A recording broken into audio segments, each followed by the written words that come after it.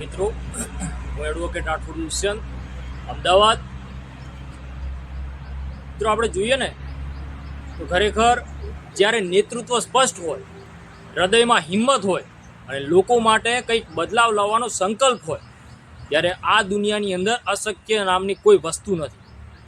મિત્રો, આજથી લગભગ 8 વર્ષ પહેલાં એક વિકાસ પુરુષના મનમાં એક વિચાર અંકુરિત થયો. વિચાર હતો કે શું પશુપાલકોના દીકરા દીકરીઓ ડૉક્ટર બની શકે ખરા?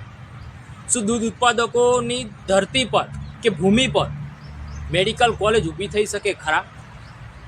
એ વિચાર હતો આપણા ચેરમેન, આપણા સૌના લોકલાડીલા એવા શંકરભાઈ ચૌધરી. ખરેખર આજના સમયમાં જ્યાં મેડિકલ એજ્યુકેશન એક સૌથી મોંઘી અને મોટી કમાણીનું સાધન બની ગયું છે, ત્યાં તેમણે એક દિશા આપી કે જેમાં દૂધ ઉત્પાદક પોતે કોલેજનો માલિક છે અને પશુપાલકોના ઘરમાંથી પણ ડૉક્ટર ઊભો થાય છે. શંકરભાઈએ વિચાર્યું નહીં કે સરકાર શું કરશે, એમણે વિચાર્યું કે આપણે શું કરી શકીએ. મિત્રો, ત્યાંથી શરૂ થઈ હતી બનાસ મેડિકલ કોલેજની સફર. એક મજબૂત ઇમારતથી આગળ આ હતી સંકલ્પની સ્થાપના. સાહેબે કહ્યું કે આ માત્ર કોલેજ નહીં હશે, આ આપણા સૌના પરિવારની આશા હશે.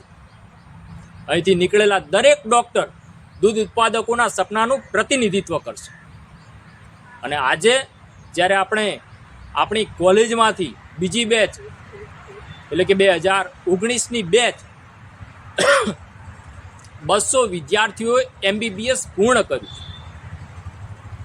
તો મને લાગે છે કે આ માત્ર શિક્ષણની સિદ્ધિ જ નથી, આ દરેક પશુપાલકોની જીત છે. ખરેખર ક્યારે તમે વિચાર્યું હતું કે કાંતરોટાની થાંભલા જેવી પંખીડી ઉપર ઉગેલા ઘરમાંથી કોઈ દીકરો કે દીકરી ડૉક્ટર બનશે? ક્યારે તમે વિચારી શક્યા કે જે ખેતરમાં ગાય ભેંસ ચરી રહી હતી એ જમીન પણ આજે દર્દીઓ માટેની સારવાર થશે?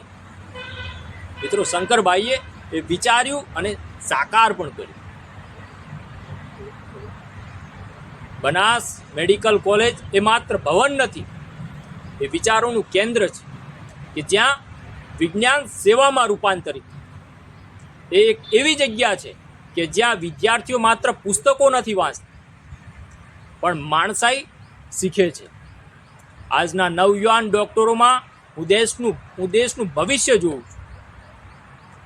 એમાં હું બનાસની શક્તિ, સમર્પણ અને સંસ્કાર જોઈ રહ્યો છું. મિત્રો, આપણું સહકાર મંડળ માત્ર વેપાર નથી કરતું, આપણે દરેક સમાજનું ઘડતર કરી રહ્યા છીએ. અમે કઈ રીતે સમાજના અંતિમ વ્યક્તિ સુધી સેવા પહોંચાડી શકાય એનો ધ્યેય લઈને ચાલીએ છીએ. શંકરભાઈએ એ સાબિત કર્યું છે કે નેતૃત્વ પદ પર બેઠેલા માણસ પાસે જો દીર્ઘદ્રષ્ટિ હોય ને તો દેશના ખૂણામાંથી પણ ઝગમગતા તારલાઓ ઉગાડી શકાય છે. એમના સફેદ જબ્બામાંથી અજવાળું છૂટે છે. એમના પગલાં ત્યાં પડે છે જ્યાં રોશની પહોંચી નથી. અને આજે બનાસની ધરતી પરથી ડૉક્ટર બનેલા 200 દીકરા દીકરી એ રોશની લઈને દેશના દરેક ખૂણામાં વિખ્યાત થશે. એ ગૌરવ આપણા સૌનું છે. મિત્રો, આ તો હજુ શરૂઆત છે. આ મેડિકલ કોલેજ હવે માત્ર ડિગ્રી આપવાની સંસ્થા નહીં રહેશે. આ છે મિશન સેવા, મિશન સશક્તતા અને મિશન સમાજ માટે શિક્ષણ. અને છેલ્લે મિત્રો કહું ને તો જો કોઈ પૂછે કે વિઝનરી લીડર કોણ હોય, તો હું કહું કે વિઝનરી લીડર એ હોય જે ખાલી રોડ નહીં બનાવે પણ ખરેખર રસ્તા પર સપના દોડાવે.